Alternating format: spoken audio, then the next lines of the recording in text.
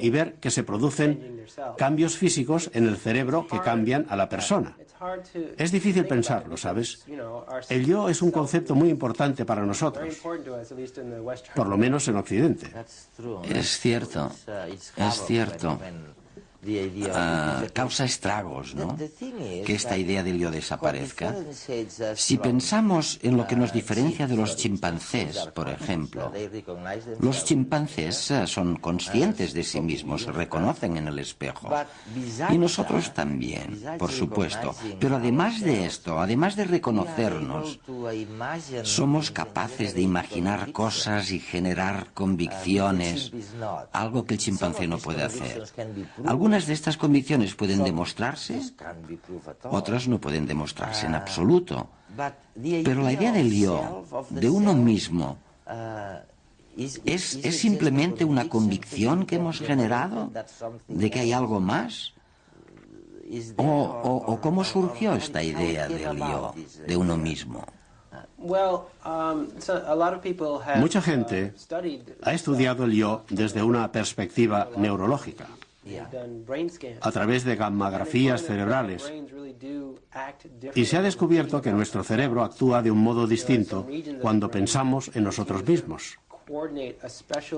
Hay ciertas regiones cerebrales que parecen coordinar un tipo especial de pensamiento al pensar en nosotros mismos.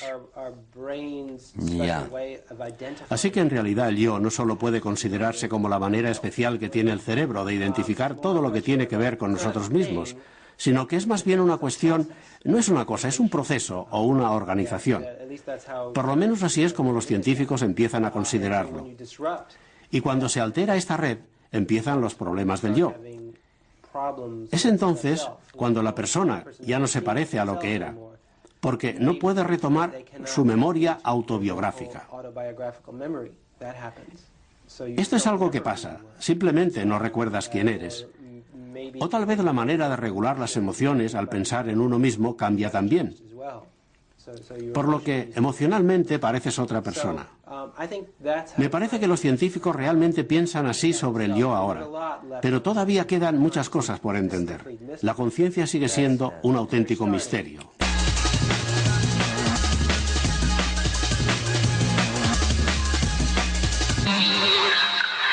En programas anteriores hemos hablado sobre la memoria y la capacidad que tenemos de seleccionar la información. Ahora, un nuevo estudio realizado por investigadores de la Universidad de Pensilvania nos da más datos sobre el acto de recordar. Este nuevo hallazgo revela que las zonas del cerebro que usamos para almacenar nuestros acontecimientos y las que usamos cuando intentamos recordar son las mismas. Los científicos entregaron a los participantes cosas para recordar, como caras de famosos, objetos comunes o paisajes conocidos. Al mismo tiempo que intentaban recordar las imágenes, se les analizó la actividad cerebral mediante resonancia magnética.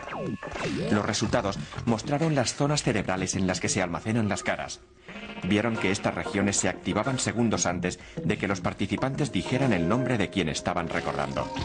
Además, pudieron ver que objetos, caras y paisajes se almacenan en zonas diferentes. El protocolo de Kioto sugiere a las empresas que emitan menos gases contaminantes a la atmósfera. Puesto que las necesidades de la sociedad son las mismas, los ingenieros intentan crear alternativas energéticas más limpias, inspirados en la fuerza de la naturaleza. Aunque el aprovechamiento de la energía de las olas del mar no es ninguna novedad, un grupo de ingenieros australianos ha conseguido crear una planta mareomotriz capaz de sacar el máximo rendimiento a la fuerza vertical de las olas del Pacífico. La plataforma convierte la energía transportada por las olas en energía eléctrica. Cuando la ola pasa por debajo de ella, penetra por un tubo y comprime el aire contenido en la cámara interior, que acaba moviendo una turbina. La novedad es que esta turbina también aprovecha la energía del descenso de la ola. Una parte de la energía se usará para el funcionamiento de una desaladora, que aportará 2.000 litros de agua potable al día. Esta opción de energía renovable puede ser muy útil en zonas de la península con una intensa fuerza marina y con escasa agua consumible. El narval es un mamífero marino que vive en los mares fríos del Ártico. Se caracteriza por tener un colmillo externo que puede llegar a medir hasta más de 3 metros de largo. Su función ha llevado mucha controversia. Pero solo hoy un dentista ha conseguido hallar la respuesta. El colmillo está presente en casi todos los machos y en pocas hembras. La mayoría de las hipótesis sostenían que servía para romper el hielo del Ártico o bien para conseguir pareja. Pero estas teorías eran rápidamente abandonadas, puesto que daban desventaja a las hembras y en consecuencia a la especie. El nuevo hallazgo sugiere que el colmillo es un órgano sensorial hidrodinámico. A través del estudio de su estructura, se ha observado que el interior está formado por 10 millones de pequeñas conexiones nerviosas que le proporcionan información sobre el exterior. Se ha comprobado que estas células son capaces de detectar cambios de temperatura, de salinidad, de presión y hasta de la turbidez del agua. Con tantas ventajas, quién sabe si de aquí a muchos años acabarán todas las hembras teniendo uno. Muchos de los inventos que han tenido éxito han surgido cambiando el punto de vista. Así lo ha hecho la Agencia Espacial Europea, tras lanzar un satélite para pronosticar el clima desde el espacio. El satélite cilíndrico y de 2 toneladas de peso observará los cambios climáticos en Europa, África y Medio Oriente. Debido a su alta resolución, el nuevo satélite puede enviar 20 veces más datos y al doble de la velocidad de los antiguos satélites. Además, algunas de estas imágenes serán infrarrojas y permitirán mostrar a los expertos la temperatura de las nubes y la superficie de la Tierra y el mar. Lo más impresionante es que este satélite tiene canales capaces de absorber ozono, vapor de agua y dióxido de carbono. Esto permitirá analizar las características de las masas de aire y hasta reconstruir una vista tridimensional de la atmósfera. Según los especialistas, los datos que ofrezca este satélite serán de gran importancia para probar las teorías sobre el calentamiento global del planeta.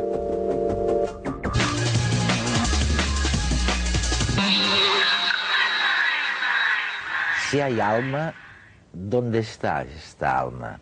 Bueno, primero, bienvenidos a esta segunda parte de Redes. Bienvenidos a nuestra audiencia, los telespectadores en España y en el resto del mundo a través del canal internacional de televisión española. ¿Dónde está el alma? Primero, ¿cómo surge, Paco, cómo surge esta historia del alma? ¿Cuándo? ¿Por qué? Bien, la historia del alma yo creo que surge casi con las primeras civilizaciones. En la medicina hipocrática que tiene lugar entre los siglos V y II, V antes de Cristo, II después de Cristo, ya se habla con frecuencia del alma e incluso de las enfermedades del alma. Pero quizá en toda la historia de la humanidad, el personaje central, si tuviéramos que personificarlo en alguien, es el señor Descartes. El señor Descartes se encuentra con un problema de que existen unos cuerpos tangibles, lo que él llama la res extensa. Materia, res extensa, que no se pueden mover por sí solos. Y luego existe una cosa que nosotros llamamos conciencia o alma, o pensamiento, que es la res cogitans.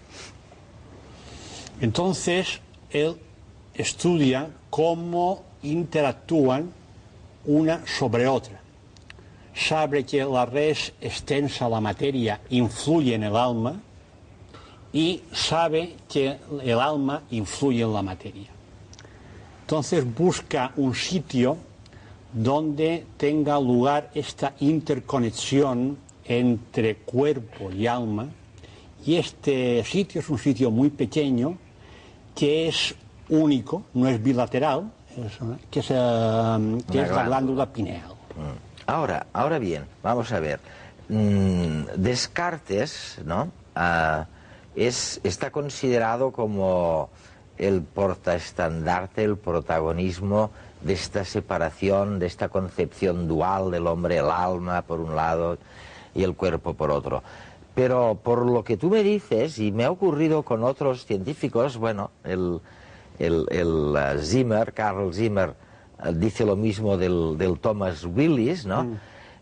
Estos ya metían el alma en la carne, o sea, la glándula pineal en este caso de Descartes, pero en el caso de Willis, pues netamente en el cerebro. Creía que era que era invisible, pero ya la metía en el cerebro, o sea que en realidad ya estaban, y estamos hablando de que del siglo... Que daban desventaja a las hembras y en consecuencia a la especie.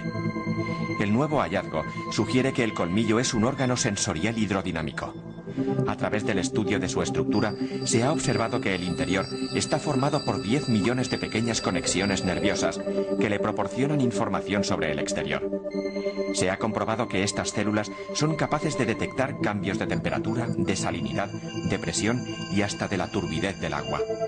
Con tantas ventajas, quién sabe si de aquí a muchos años acabarán todas las hembras teniendo uno. Muchos de los inventos que han tenido éxito han surgido cambiando el punto de vista. Así lo ha hecho la Agencia Espacial Europea, tras lanzar un satélite para pronosticar el clima desde el espacio. El satélite cilíndrico y de 2 toneladas de peso observará los cambios climáticos en Europa, África y Medio Oriente. Debido a su alta resolución, el nuevo satélite puede enviar 20 veces más datos y al doble de la velocidad de los antiguos satélites. Además, algunas de estas imágenes serán infrarrojas y permitirán mostrar a los expertos la temperatura de las nubes y la superficie de la Tierra y el mar. Lo más impresionante es que este satélite tiene canales capaces de absorber ozono, vapor de agua y dióxido de carbono. Esto permitirá analizar las características de las masas de aire y hasta reconstruir una vista tridimensional de la atmósfera. Según los especialistas, los datos que ofrezca este satélite serán de gran importancia para probar las teorías sobre el calentamiento global del planeta.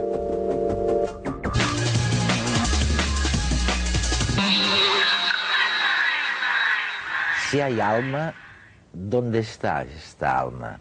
Cerebro de identificar todo lo que tiene que ver con nosotros mismos, sino que es más bien una cuestión, no es una cosa, es un proceso o una organización. Por lo menos así es como los científicos empiezan a considerarlo. Y cuando se altera esta red, empiezan los problemas del yo. Es entonces cuando la persona ya no se parece a lo que era, porque no puede retomar su memoria autobiográfica. Esto es algo que pasa, simplemente no recuerdas quién eres. O tal vez la manera de regular las emociones al pensar en uno mismo cambia también. Por lo que emocionalmente pareces otra persona. Me parece que los científicos realmente piensan así sobre el yo ahora, pero todavía quedan muchas cosas por entender. La conciencia sigue siendo un auténtico misterio.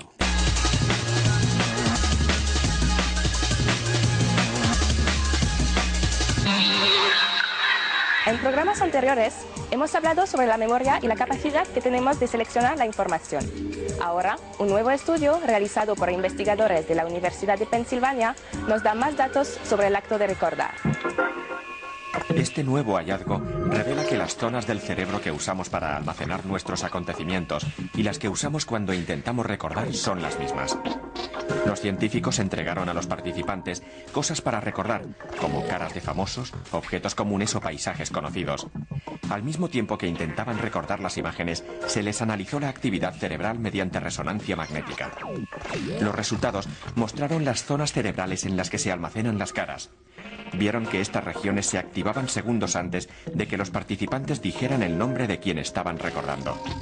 Además, pudieron ver que objetos, caras y paisajes se almacenan en zonas diferentes. El protocolo de Kioto sugiere a las empresas que emitan menos gases contaminantes a la atmósfera. Puesto que las necesidades de la sociedad son las mismas, los ingenieros intentan crear alternativas energéticas más limpias, inspirados en la fuerza de la naturaleza. Aunque el aprovechamiento de la energía de las olas del mar no es ninguna novedad, un grupo de ingenieros australianos ha conseguido crear una planta mareomotriz capaz de sacar el máximo rendimiento a la fuerza vertical de las olas del Pacífico. La plataforma convierte la energía transportada por las olas en energía eléctrica. Cuando la ola pasa por debajo de ella, penetra por un tubo y comprime el aire contenido en la cámara interior, que acaba moviendo una turbina.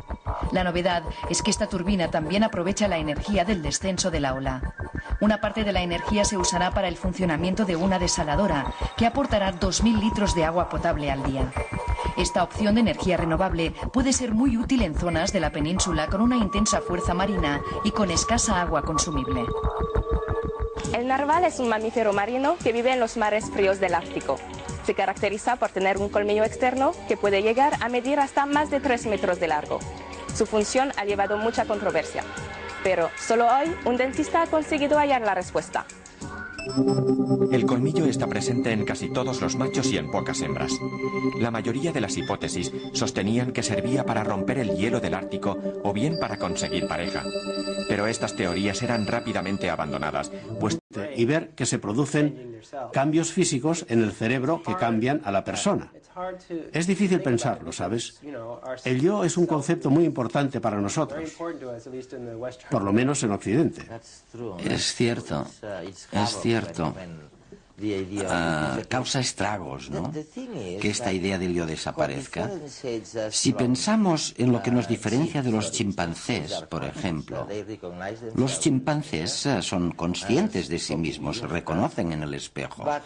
Y nosotros también, por supuesto. Pero además de esto, además de reconocernos, somos capaces de imaginar cosas y generar convicciones, algo que el chimpancé no puede hacer.